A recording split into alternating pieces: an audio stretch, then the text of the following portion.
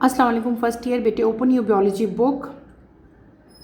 अपने last lecture में बेटे मैंने टॉपिक आपको स्टार्ट करवाया था factors affecting the rate of enzyme action. वो कौन से फैक्टर हैं जो कि एंजाइम के एक्शन का जो रेट है उसको मिनिमाइज करते हैं या मैक्सिमाइज करते हैं या उसको बिल्कुल जो है ख़त्म कर देते हैं। तो हमने दो मेन फैक्टर जो हैं वो कल के लेक्चर में स्टडी कर लिए थे, डैट इज़ टेम्परेचर और दूसरा क्या था आपका पीएच। ठीक है, टेम्परेचर भी हमने पढ़ लिया था, पीएच भी हमने पढ़ लिया था। आज हम अपना नेक्स्ट जो फैक्टर है वो स्टार्ट करेंगे बेटे। Open your books, page number 132 जो है उधर आप लोग आए। पेज नंबर 132 पे थर्ड फैक्टर आपका दिया गया, डैट इज़ एंजाइम कंसंट्रेशन। ठीक है, वो आज हम स्टार्ट करेंगे। एंजाइम कंसंट्रेशन क्या होती है? एंजाइम कंसंट्रेशन है आपके एंजाइम की अमाउंट, स्पेसिफिक अमाउंट। ठीक है, उसके बारे में हमने जो है वो डिटेल से पढ़ना है। Enzymes are very efficient and a small number of enzyme molecules can catalyze reaction of large amount of substrate. The overall rate of enzyme controlled reactions depend directly on the amount of enzyme present at a specific time if substrate concentration is unlimited. When enzyme concentration increases, there are more enzyme molecules and more active sites, so more substrate molecules binds with new active site and are transferred into products. If enzyme concentration goes on increasing but substrate concentration remain the same, no more substrate molecules will attach with enzymes, so the rate of reaction stays constant and does not increase further. हमने क्या पढ़ा? मैंने जो आपको third factor अभी start करवाया, that is known as enzyme concentration. Enzyme concentration का मतलब सिंपली अगर हम सिंपल लैंग्वेज में रखें तो हम ये कहेंगे कि एंजाइम की मिकदार, यानी कि एंजाइम की क्वांटिटी, एंजाइम की अमाउंट कितनी ज़्यादा है, इसको सिंपल इस तरह कह सकते हैं। एंजाइम जो है बेटे, एंजाइम की स्मॉल नंबर ऑफ एंजाइम जो है वो बहुत ज़्यादा, बहुत लार्ज अमाउंट ऑफ सबस्ट्रेट को जो है वो कैटालाइज कर सकता है। ओवरऑल रेट ऑफ एंजाइम जो है वो भी डिपेंड करता है directly on the amount of enzyme. हर तरह का जितना भी आपका जो रिएक्शन हो रहा है ना, हर रिएक्शन के लिए एक स्पेसिफिक अमाउंट जो है, एक स्पेसिफिक एंजाइम कंसंट्रेशन जो है वो रिक्वायर्ड होती है। उस कंसंट्रेशन से ज़्यादा हो तब भी वो नहीं होता, अगर उस कंसंट्रेशन से जो है एंजाइम कम हो जाए तब भी वो रिएक्शन नहीं होगा, ज़्यादा हो जाए तब भी वो रिएक्शन नहीं होगा। इन शॉर्ट कहने का मतलब ये हुआ कि हर रिएक्शन को प्रोसीड करने के लिए, कैटालाइज करने के लिए एक स्पेसिफिक अमाउंट ऑफ एंजाइम जो है वो रिक्वायर्ड होती है, और एंजाइम का जो पूरा आपका जो रिएक्शन है उसका जो ओवरऑल रेट है बेटे वो एंजाइम की कंसंट्रेशन पे डायरेक्टली जो है वो डिपेंड कर रहा होता है। अगर हम एंजाइम की कंसंट्रेशन को इंक्रीज कर दें, ठीक है, मैंने क्या कहा, अगर हम एंजाइम की कंसंट्रेशन को इंक्रीज कर दें तो हमें जो है ज़्यादा एंजाइम मालिक्यूल जो हैं वो ज़्यादा एंजाइम मालिक्यूल्स हो जाएंगे। इसी तरह जब एंजाइम मालिक्यूल ज़्यादा हो जाएंगे तो एक्टिव साइट भी इंक्रीज हो जाएगी, तो ज़्यादा सबस्ट्रेट जो हैं वो उन न्यू एक्टिव साइट पे जो हैं वो आके अटैच होंगे और किस में कन्वर्ट हो जाएंगे?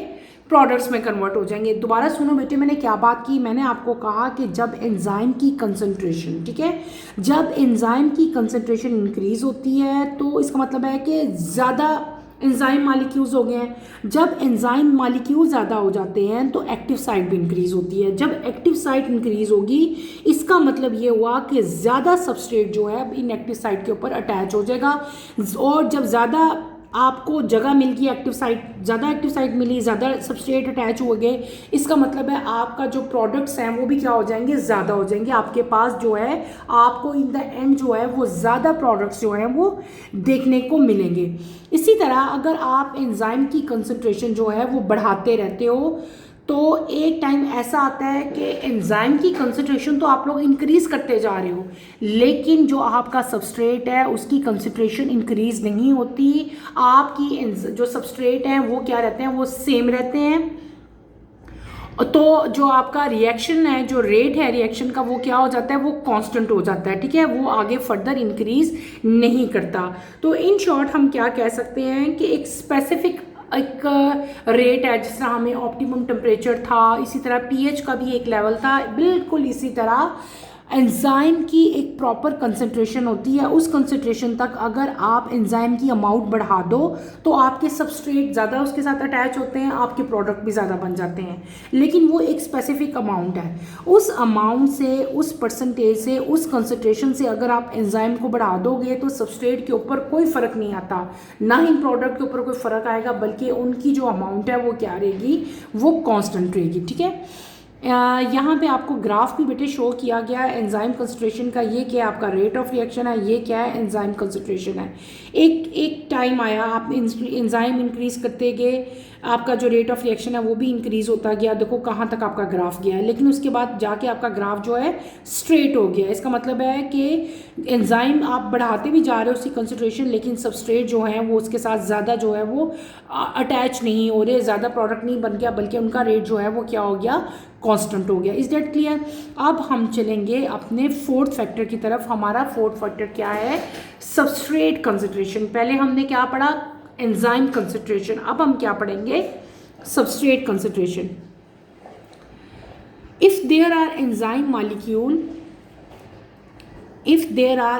molecule with a vacant active site, an increase in substrate concentration will increase the rate of reaction. If enzyme concentration is kept constant, the amount of substrate is increased. A point is reached where any further increase in substrate does not increase the rate of reaction anymore. When enzyme molecules are free at low substrate concentration, new substrate molecules bind with the available active site, and so more products are formed in the given time. That is, the rate of enzyme action is increased. But when all active sites of enzymes are occupied at high substrate concentration, no more molecule do not fit free active site, and so reaction rate does not increase.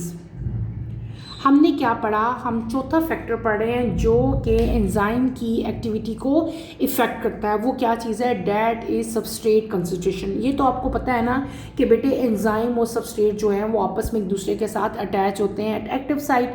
पहले हमने क्या पढ़ा था, enzyme की concentration, कि enzyme अगर बढ़ जाएँ तो क्या इम्पैक्ट आता है रेट ऑफ रिएक्शन पे, प्रोडक्ट कैसे बनते हैं। अब जो चीज़ हम पढ़ रहे हैं उसमें क्या हो रहा है, सबस्ट्रेट की कंसंट्रेशन हम देख रहे हैं कि अगर सबस्ट्रेट की अमाउंट बढ़ जाती है देन क्या चीज़ है, वो क्या इम्पैक्ट आएगा। अगर उसकी अमाउंट जो है वो कम आ जाएगी तब क्या होगा।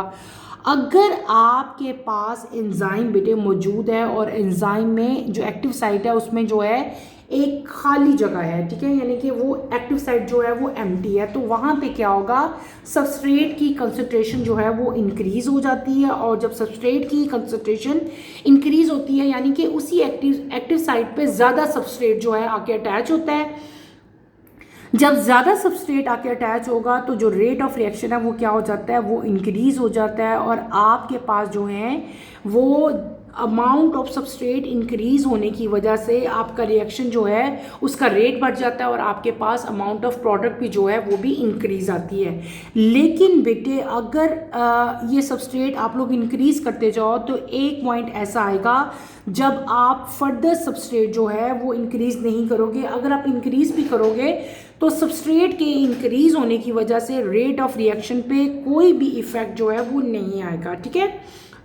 और जब एंजाइम मॉलिक्यूल जो है अपना काम पूरा कर लेते हैं और जब वहाँ पे वो फ्री होते हैं तो न्यू सबस्ट्रेट जो है उस मॉलिक्यूल्स पे जो है आके अटैच होंगे और फिर आगे से जो है फर्दर जो है नए प्रोडक्ट जो है वो बनेंगे।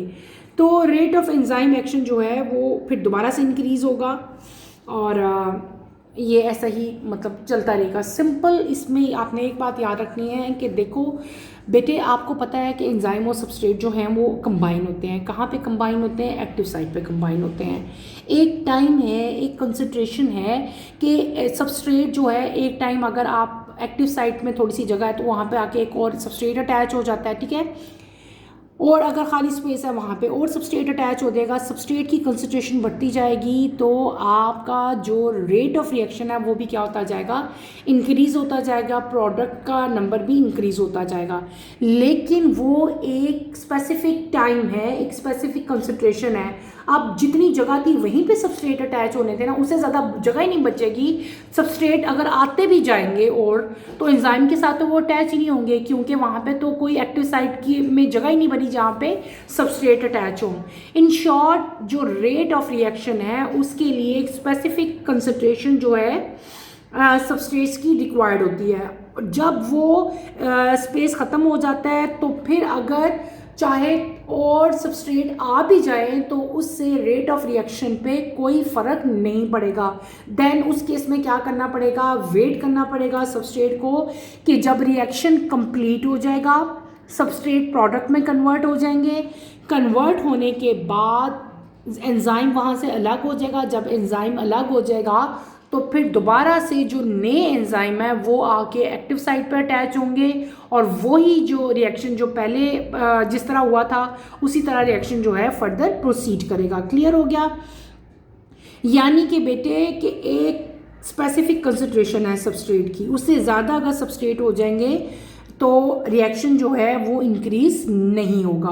अगर यहाँ पे अगर आप लोग आओ, यहाँ पे आपको जो है ग्राफिकली रिप्रेजेंटेशन दी हुई है, ये रेट ऑफ रिएक्शन है, ये सबस्ट्रेट कंसंट्रेशन है। सबस्ट्रेट कंसंट्रेशन बढ़ती जा रही है तो रेट ऑफ रिएक्शन भी जो है वो इंक्रीज़ होता जा रहा है। लेकिन सबस्ट्रेट कंसंट्रेशन अगर आप लोग बढ़ाते भी जाओ तो ये आपको यहाँ पे स्ट्रेट लाइन नज़र आ रही है। इसका मतलब है आपका रिएक्शन जो है वो फर्दर इंक्रीज़ नहीं कर रहा।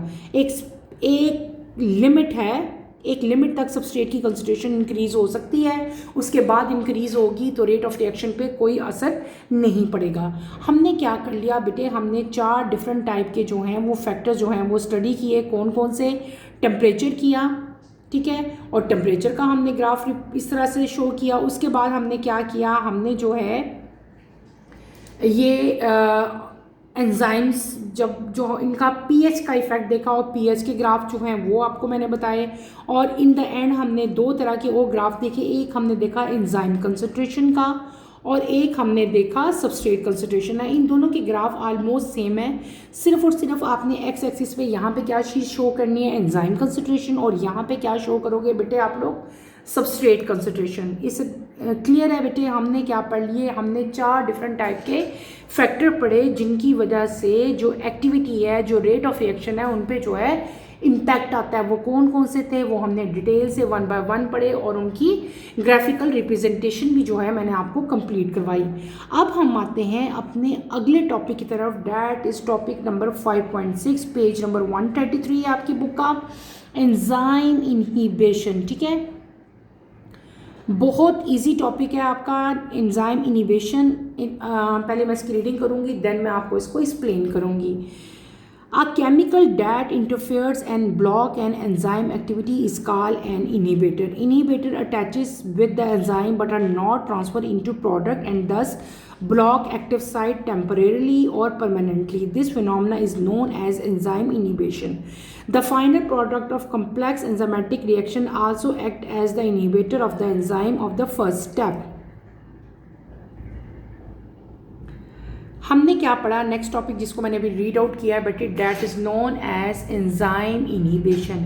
एंजाइम इनहिबिशन क्या होते हैं बेटे, ये एक टाइप के केमिकल्स हैं। ये वो केमिकल्स हैं जो कि एंजाइम के साथ इंटरफेयर करते हैं और एंजाइम की एक्टिविटी को ब्लॉक कर देते हैं, रोक देते हैं। इस तरह के केमिकल्स को जो कि एंजाइम की एक्टिविटी को बेटे ब्लॉक कर दें, उनको हम लोग क्या कहते हैं, एंजाइम उस फिनोमेना को हम लोग एंजाइम इनहिबिशन कहते हैं और उन केमिकल्स को हम लोग क्या कहते हैं, इनहिबिटर्स कह सकते हैं। इन शॉर्ट इनहिबिटर किनको कहते हैं आप लोग कैसे डिफाइन कर सकते हो कि इनहिबिटर्स वो केमिकल्स हैं, ऐसे केमिकल्स जो कि एंजाइम की एक्टिविटी को रोक दें या बहुत स्लो कर दें, उनको हम लोग क्या कहते हैं, इनहिबिटर कहते हैं। और वो फिनोमेना जो पूरा हम आगे डिटेल से फिनोमेना पढ़ते हैं, उस फिनोमेना में जिसमें इनहिबिटर जो है अपना सारा जो है अपनी शो करते हैं प्रॉपर्टीज़ और ब्लॉक कर देते हैं एंजाइम की एक्टिविटी को, उस फिनोमेना को हम लोग क्या कहते हैं, एंजाइम इनहिबिशन कहते हैं।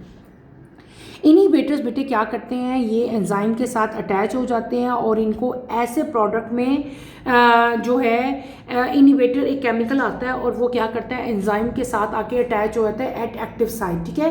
एक्टिव साइट पे भी अटैच हो सकते हैं और थोड़ा सा उससे जो डिफरेंट जाके भी अटैच होते हैं, लेकिन जब भी अटैच होंगे ये क्या कर लेंगे, एंजाइम की जो एक्टिविटी है उसको ब्लॉक कर देते हैं, ठीक है। और वो जो ब्लॉकेज है वो दो तरह का हो सकता है, वो ब्लॉकेज परमानेंटली भी हो सकता है, वो ब्लॉकेज जो है टेम्परेरीली भी हो सकता है, ठीक है। और जो फाइनल प्रोडक्ट जो है एंजाइम रिएक्शंस की वजह से बनते हैं वो भी जो है इनिबिटर ऑफ एंजाइम के तौर पे जो है वो एक्ट करते हैं। यहाँ पे एक इंपॉर्टेंट इन्फॉर्मेशन लिखी हुई है, वो भी हम देख लेते हैं। Inhibitors are often use as drugs but they can also act as poisonous. An example of an enzyme inhibitors being use as a drug is aspirin. It inhibits the enzyme that produce prostaglandin that cause inflammation. Thus, aspirin suppresses pain and inflammation. The poison cyanide is an irreversible enzyme inhibitor that combined with copper and iron in the active site of enzyme cytochrome oxidase and blocks cellular respiration. आपको एक inhibitor की common example दी गई है। Inhibitors जो हैं इनको commonly हम use करते हैं एज ए ड्रग, ठीक है, लेकिन वहाँ पे they can also act as poisonous, ये वहाँ पे जो है पॉइजन के तौर पे जो है एक्ट करते हैं। कॉमन एग्जांपल जो है आपको एंजाइम इनिबिटर जो कॉमन अभी मैंने आपको बताया ना कि इनिबिटर को एज ए ड्रग जो है वो यूज़ किया जाता है। कॉमन ड्रग जो इनिबिटर हम यूज़ करते हैं that is known as aspirin. आपने अक्सर नाम सुना होगा, एस्पिरिन जो है उसको वो पेन किलर के तौर पे यूज़ की जाती है। अक्सर आपके अगर आपको हेडेक हो या कोई और टाइप की पेन हो तो डॉक्टर आपको जो है एस्पिरिन प्रिस्क्राइब करते हैं बेटे। तो एस्पिरिन जो है वो एक इनिबिटर है, ठीक है। एस्पिरिन क्या करती है, ये एंजाइम को इनिबिट कर देती है, ठीक है, उस एंजाइम को जो कि प्रोड्यूस कर रहा था क्या, प्रोस्टेग्लैंडिन, ठीक है, या प्रोस्टेग्लैंडिन आप लोग कह सकते हो, प्रोस्टेग्लैंडिन। ये वो एस्पिरिन जो है वो इनिबिटर है। एस्पिरिन उस एंजाइम की एक्टिविटी को इनिबिट करता है, रोकता है, वो एंजाइम जो कि क्या प्रोड्यूस करता है, डेट प्रोड्यूस इन्फ्लेमेशन, ठीक है, इन्फ्लेमेशन प्रोड्यूस करता है वो एंजाइम। और कॉमन लैंग्वेज में उसको इन्फ्लेमेशन कहते हैं, लेकिन वो प्रोड्यूस क्या करता था बेटे, वो प्रोड्यूस करता था प्रोस्टाग्लैंडिन, ठीक है, प्रोस्टाग्लैंडिन प्रोड्यूस करता है। लेकिन एस्पिरिन क्या करता था, जब हम एस्पिरिन लेते हैं तो वो सप्रेस कर देता है पेन को और इन्फ्लेमेशन को, यानी कि पेन जो है उससे ख़त्म हो जाती है, स्लो डाउन होती है, देन आपकी पेन जो है बिल्कुल ख़त्म हो जाएगी। और उससे जो उसका जो इरिवर्सिबल जो इनिबिटर है वो क्या करेगा, वो एक poison that is known as cyanide जो है वो इरिवर्सिबल इनिबिटर है, और वो कंबाइन होता है किसके साथ, कॉपर के साथ और आयरन के साथ। किस जगह पे, एक्टिव साइट पे इनिबिटर जो है जाके अपना इम्पैक्ट करते हैं ना। तो एक्टिव साइट ऑफ एंजाइम पे जो है ये कंबाइन होते हैं कॉपर और आयरन के साथ, और ये क्या चीज़ प्रोड्यूस करते हैं, ये चीज़ प्रोड्यूस करते हैं साइटोक्रोम ऑक्सीडेज। वहाँ पे जाके ये क्या प्रोड्यूस करते हैं, साइटोक्रोम ऑक्सीडेज। और साइटोक्रोम ऑक्सीडेज जो है वो सेलुलर रिस्पायरेशन को ब्लॉक कर देती है।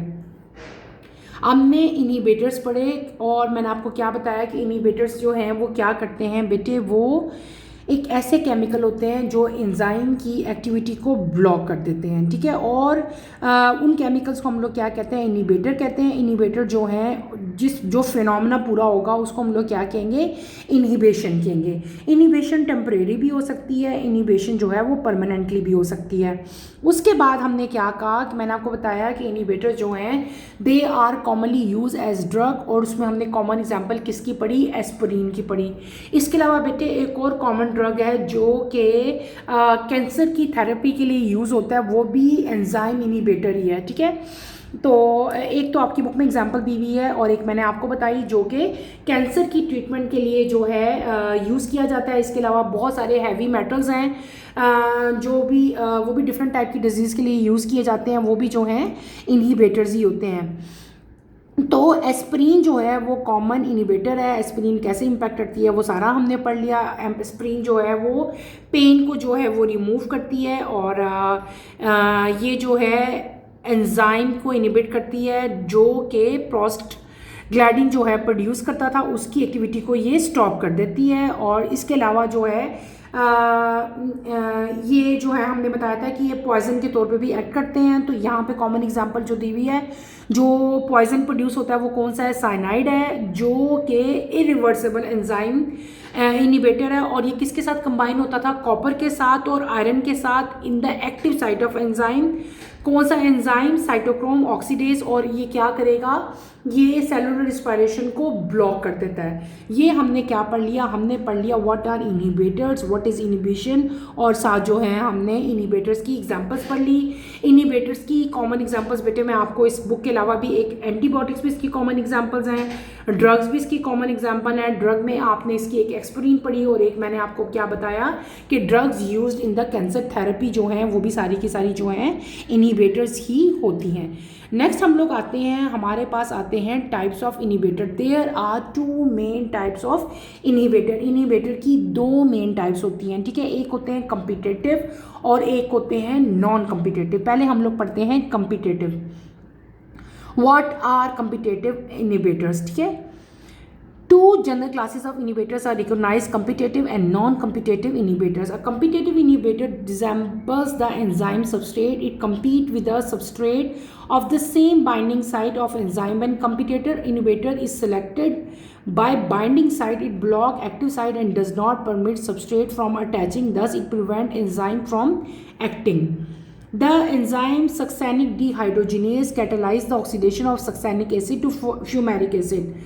Malonic acid had a structural similarity with the substrate succinic acid, so both of them compete for active site of enzyme. Malonic acid is selected by active site and thus block it, ठीक है।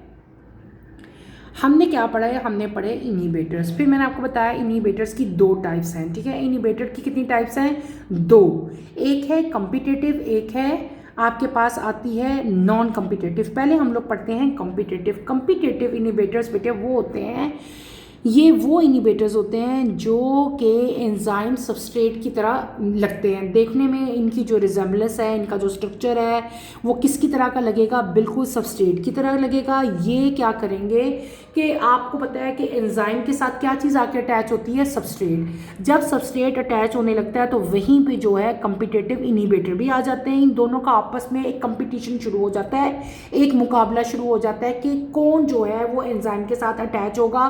कहाँ attach होना होता है बेटे, active site पे attach होना होता है।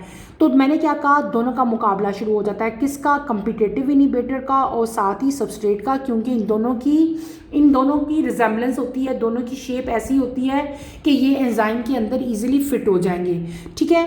तो जब ये दोनों compete करते हैं तो इस मुकाबले में क्या होता है, इनिबेटर जो है वो जीत जाता है और वो क्या करेगा, एंजाइम के साथ अपने आप को एक्टिव साइट बेटे अटैच कर लेगा। जब ये अपने आप को एक्टिव साइट पे जाके अटैच कर लेते हैं तो ये एंजाइम की एक्टिविटी को सीज कर देते हैं, रोक देते हैं और एंजाइम अपनी एक्टिविटी शो नहीं कर सकता, ठीक है।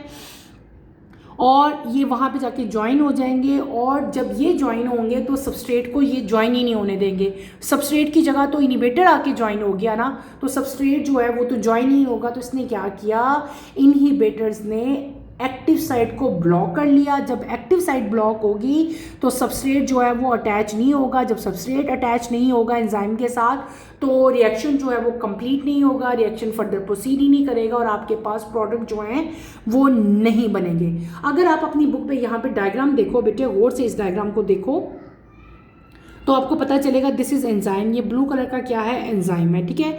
ये क्या है, सबस्ट्रेट है, ये क्या है, इनिबेटर। अगर आप इन दोनों की शेप देखो जिसके साथ इसने अटैच होना है तो इन दोनों में काफ़ी ज़्यादा रिजेम्बलेंस है, दोनों तकरीबन एक जैसे हैं। ये दोनों compete करेंगे, इनके दरमियान में एक मुकाबला शुरू हो जाता है एक्टिव साइट के लिए। अब क्या होता है, इनिबेटर इस साइड पे आके अटैच हो गया, जैसे कि दूसरी डायग्राम पे आप लोग दे रहे हो। यहाँ पे एंजाइम के साथ क्या चीज़ अटैच होगी, इनहिबिटर, ये जो पर्पल कलर में है। अब इनहिबिटर यहाँ पे आके अटैच हुआ, सबस्ट्रेट तो अटैच ही नहीं हो सका, सबस्ट्रेट बाहर का बाहर रह गया। जब सबस्ट्रेट यहाँ पे अटैच नहीं होगा तो इसका मतलब है कि रिएक्शन तो होगा ही नहीं। रिएक्शन तो तब होना था जब एंजाइम और सबस्ट्रेट आपस में मिलने थे। जब एंजाइम और सबस्ट्रेट आपस में मिलने थे तो सबस्ट्रेट ने किस में कन्वर्ट होना था, प्रोडक्ट में। लेकिन अब क्या हुआ कि एंजाइम के साथ सबस्ट्रेट नहीं कंबाइन हुआ और सबस्ट्रेट जो है वो प्रोडक्ट्स में कन्वर्ट नहीं हुआ। इसका मतलब क्या हुआ कि इनिबिटर ने एक्टिव साइट को ब्लॉक कर दिया। क्लियर हो गया? ये हमने क्या पढ़ लिया? ये हमने पढ़ ली पहली टाइप इनिबिटर की, that is known as competitive inhibitor. ठीक है, कॉमन एग्जांपल आपकी बुक में कम्पिटेटर इनहिबिटर की दी हुई है, enzyme succinic dehydrogenase. Succinic enzyme जो है वो क्या करता है? कैटालाइज करता है सक्सेनिक एसिड की ऑक्सीडेशन को। क्या करते हैं? सक्सेनिक डिहाइड्रोजिनेज क्या है? एक एंजाइम है। इस एंजाइम का फंक्शन क्या है कि ये ऑक्सीडेशन करता है किसकी? सक्सेनिक एसिड की, यानी कि ये एंजाइम के साथ सबस्ट्रेट अटैच होगा, कौन सा? Succinic acid. ठीक है, और जब ये रिएक्शन होता है तो आपके पास क्या चीज़ बनती है? जो प्रोडक्ट बनता है that is known as fumaric acid. क्या उसको कहते हैं? हम फ्यूमेरिक एसिड कहते हैं। लेकिन इस केस में क्या होता है? एक और नया एसिड आता है जिसको हम लोग क्या कहते हैं? Malonic acid. मेलोनिक एसिड और सक्सेनिक एसिड जो है बेटे, इन दोनों की रिजेम्बलेंस होती है।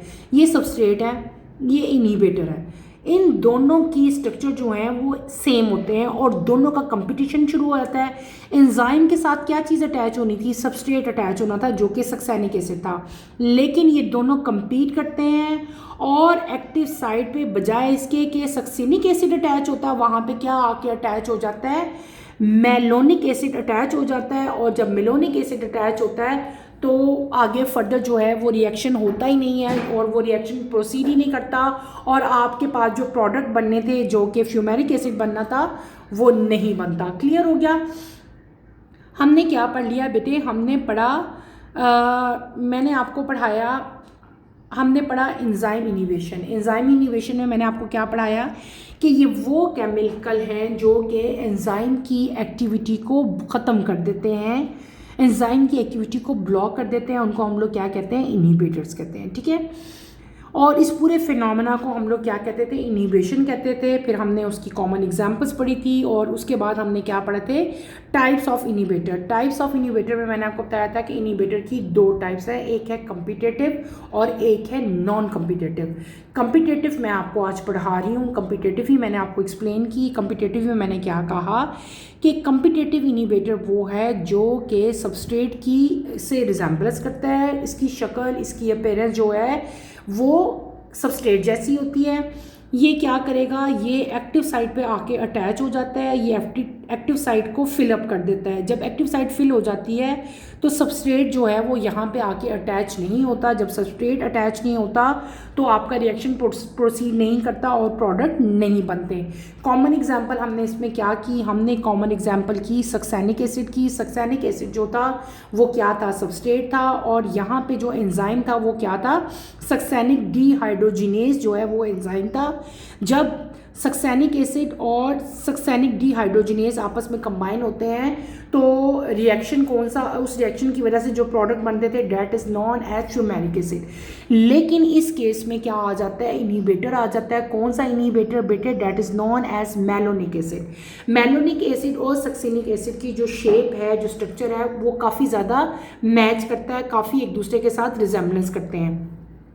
इन दोनों का कंपटीशन शुरू हो जाता है और कंपटीशन में क्या होता है कि मेलोनिक एसिड जो है वो सक्सीड कर जाता है और वो एक्टिव साइट पे जाके अटैच हो जाता है। जब मेलोनिक एसिड एंजाइम की एक्टिव साइट पे जाके अटैच हो जाता है तो सक्सेनिक एसिड को तो अटैच होने की जगह ही नहीं मिलती। तो क्या इन द एंड क्या हुआ कि उसने एक्टिव साइट को ब्लॉक कर दिया। जब उसने एक्टिव साइट को ब्लॉक किया तो बेटे आपका रिएक्शन जो है वो फर्दर प्रोसीड नहीं करेगा और जो प्रोडक्ट बनेंगे वो नहीं बनेंगे।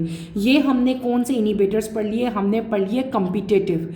यहाँ पे एक और इन्फॉर्मेशन लिखी हुई है बेटे, competitive inhibitors are used as antibiotic to kill bacteria. These inhibitor molecules are similar in structure to bacterial enzyme which are necessary for their life. The inhibitors binds and inhibit the enzymes of bacteria. Competitive inhibitors की common example आपको यहाँ पे दी हुई है। Competitive inhibitor की common example है antibiotics. Antibiotics को हम लोग जो है वो क्यों यूज़ करते हैं? To kill bacteria. इन इनहिबिटर्स का जो स्ट्रक्चर है वो किसकी तरह का होता है? बैक्टीरियल एंजाइम का होता है। जो कि नेसेसरी हैं फॉर लाइफ ऑफ बैक्टीरिया। और ये क्या करेंगे, ये जो हैं एक्टिव साइट पे जाके अपने आप को अटैच कर लेते हैं जो एंटीबायोटिक्स होती हैं, और वो जो बैक्टीरिया है जो उनका सबस्ट्रेट है उसको अटैच होने से रोक लेते हैं, उनकी एक्टिविटी को इनहिबिट कर लेते हैं, और जो है जिसकी वजह से बैक्टीरिया जो है किल हो जाता है। और आपको जब भी कोई बैक्टीरियल डिजीज़ होती है तो डॉक्टर जो है आपको एंटीबायोटिक्स जो हैं बेटे वो प्रिस्क्राइब करते हैं। तो एंटीबायोटिक जो है वो कॉमन एग्जांपल है किसकी, कम्पिटिटिव इनहिबिटर की। ठीक है, ये आपने जो है अगर आपका कम्पिटिटिव इनहिबिटर पे नोट आता है तो बेटे आपने जो है इसकी कॉमन एग्जांपल जो ये बॉक्स में लिखी हुई है जो हमने बताई है मैंने आपको भी, वो भी आपने जो है लाजमी मेंशन करनी है। तो हमने आज इनहिबिटर की एक टाइप जो है मैंने आपको पढ़ा दी, सेकंड टाइप जो है उसकी है डैट इज़ नॉन कम्पिटिटिव। वो इंशाल्लाह कमिंग लेक्चर में हम लोग कंप्लीट करेंगे। आपने इसको अच्छी तरह से स्टडी करना है, ये बहुत ज़्यादा इंपॉर्टेंट है। हम लोगों ने क्या पढ़ लिया, इनहिबिटर पढ़ा, इनहिबिशन पढ़ा, और फिर उसकी दो types that is competitive and non competitive. Competitive मैंने आपको डिटेल से पढ़ा दी, आपको मैंने डायग्राम में भी उसको अच्छी तरह से एक्सप्लेन करके बताया कि किस तरह जो है इनहिबिटर जो है एक्टिव साइट पे आके अपने आप को अटैच कर लेते हैं और सबस्ट्रेट के लिए एक्टिव साइट को ब्लॉक कर देते हैं। आपने इसको अच्छी तरह से स्टडी करना है। अगर इसमें कोई प्रॉब्लम होती है, कोई मुश्किल होती है तो feel free to ask any question. ठीक है, यहीं पे बेटे मैं अपना टॉपिक एंड करूँगी। इंशाल्लाह कमिंग लेक्चर में दोबारा मुलाकात होगी। टिल देन अल्लाह हाफिज़ फर्स्ट ईयर, टेक केयर बेटे, अपना ख्याल रखिएगा और इसको अच्छी तरह से आपने जो है याद करना है। अल्लाह हाफिज़।